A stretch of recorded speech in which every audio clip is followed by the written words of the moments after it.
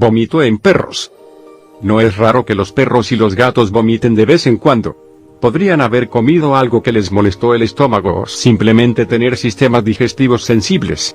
Sin embargo, se vuelve aguda cuando el vómito no se detiene y cuando no queda nada en el estómago para vomitar, excepto la bilis, un líquido amarillo.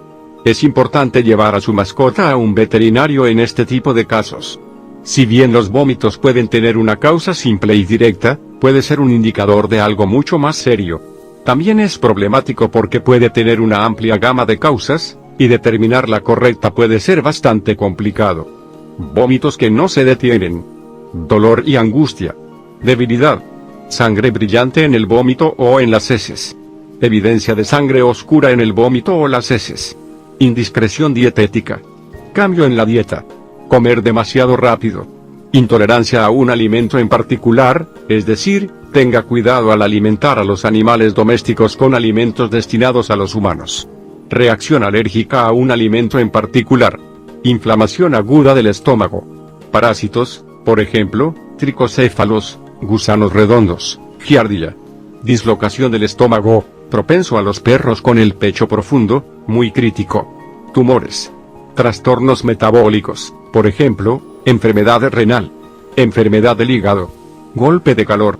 Enfermedad de la glándula suprarrenal. Llevar una muestra del vómito al veterinario. Si hay mucho moco, la causa puede ser un intestino inflamado. La comida no digerida en el vómito puede deberse a intoxicación alimentaria, ansiedad o simplemente comer en exceso. La bilis, por otro lado, indica una enfermedad inflamatoria del intestino o inflamación del páncreas, pancreatitis. Si se encuentra sangre roja brillante, el estómago podría ulcerarse. Sin embargo, si la sangre es marrón y parece café molido, el problema puede estar en el intestino. Finalmente, se observan fuertes olores digestivos cuando hay una obstrucción intestinal. El veterinario generalmente observará la boca de su mascota en busca de objetos extraños que puedan quedar atrapados dentro, como un hueso. Las amígdalas agrandadas son otro buen indicador de esto. Se tomará la temperatura de la mascota y se realizará un examen del abdomen. Si resulta que no es más que un incidente, el veterinario puede pedirle que limite la dieta para eliminar líquidos y recolecte muestras de heces durante ese periodo, ya que la causa subyacente puede transmitirse en las heces.